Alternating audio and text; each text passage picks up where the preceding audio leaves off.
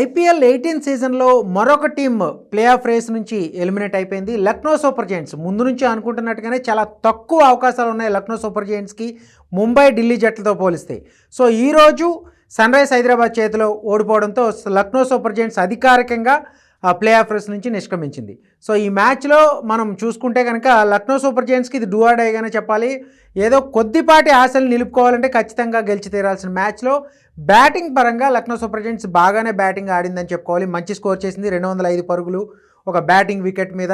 అయితే ఓపెనర్లు ఇచ్చిన ఆరంభాన్ని తర్వాత బ్యాటర్లు మాత్రం కంటిన్యూ చేయలేకపోవడం, ఇంకొక అట్లీస్ట్ కనీసం 20-25 రన్స్ తక్కువే స్కోర్ చేసిందని చెప్పుకోవాలి మనం. ఎందుకంటే ఆ స్టార్టింగ్ మర్క్రమ్ కానీ, అలాగే మనకి ఈ సీజన్లో అద్భుతంగా రాణిస్తున్న మిచెల్ మార్ష్ కానీ ఒక అద్భుతమైన ఆరంభాన్ని ఇచ్చారు ఫస్ట్ వికెట్కి.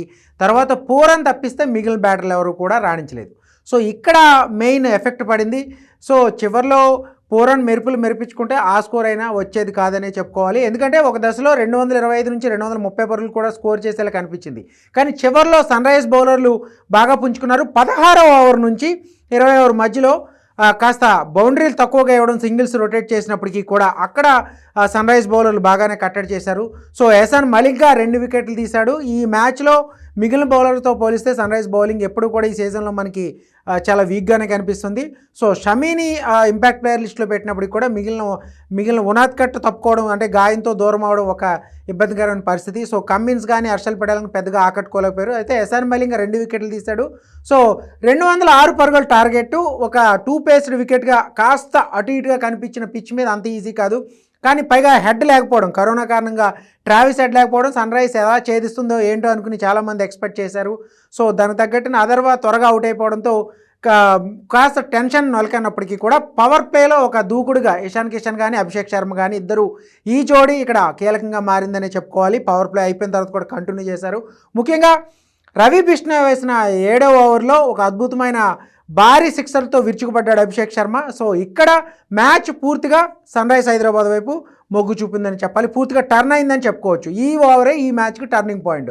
సో దాదాపు 26 రన్స్ వచ్చినాయి. సో పూర్తిగా టర్న్ అయిపోయింది మ్యాచ్. సో అక్కడ నుంచి మొమెంటం అనేది కంటిన్యూ అవుతూ వచ్చింది.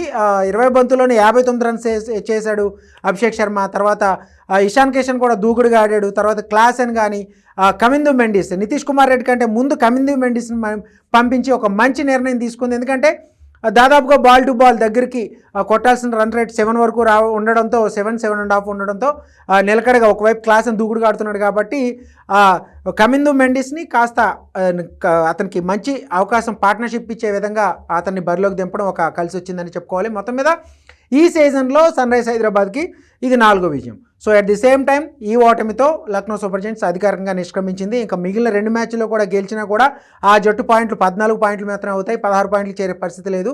సో రేస్లో ప్లే ఆఫ్ రేస్లో మనం చూసుకుంటే ఇప్పటికే 3 బెర్తలు కన్ఫర్మ్ అయిపోయినాయి. మనం ఏదైతే ఆర్సీబీ, పంజాబ్ కింగ్స్ అలాగే గుజరాత్ టైటన్స్ 3 కూడా కన్ఫర్మ్ చేసుకున్నాయి. ఇక ఒకే ఒక బెర్త్ ఉంది. ఆ బెర్త్కి ఇప్పుడు ఢిల్లీ క్యాపిటల్స్, ముంబై ఇండియన్స్ పోటీ పడుతున్నాయి. సో ఆ 2 జట్ల పాయింట్లకి లక్నో సూపర్ జెయింట్స్ రీచ్ అవ్వలేదు కాబట్టి ఖచ్చితంగా ముంబై, ఢిల్లీ ఏదో ఒక జట్టు మిగిలిన 4వ ప్లే ఆఫ్ బెర్త్ని దక్కించుకోబోతుంది. సో మిగిలిన మ్యాచ్లు రేపు నుంచి నామమాత్ర మ్యాచ్లు కొన్ని ఉన్నాయి. కానీ ఢిల్లీ, ముంబై మధ్య జరిగే మ్యాచ్, అలాగే ముంబై నెక్స్ట్ మ్యాచ్లో గెలిస్తే దాదాపుగా ఢిల్లీ కూడా అవుట్ అయ్యే పరిస్థితి కనిపిస్తుంది మనకి.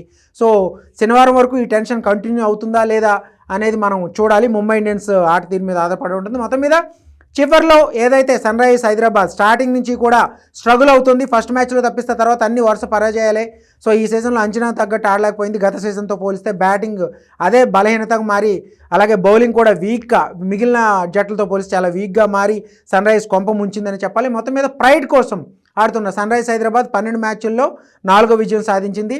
సో మిగిలిన 2 మ్యాచ్ల్లో గెలిచి ఈ సీజన్ని కాస్త పరువు దక్కించుకునే విధంగా ముగించాలని భావిస్తుంది. మొత్తం మీద లక్నో హోమ్ గ్రౌండ్లో సాధించిన విజయం మిగిలిన 2 మ్యాచ్లకి సన్ రైజ్ హైదరాబాద్కి మంచి కాన్ఫిడెన్స్ ఇస్తుందనే చెప్పాలి.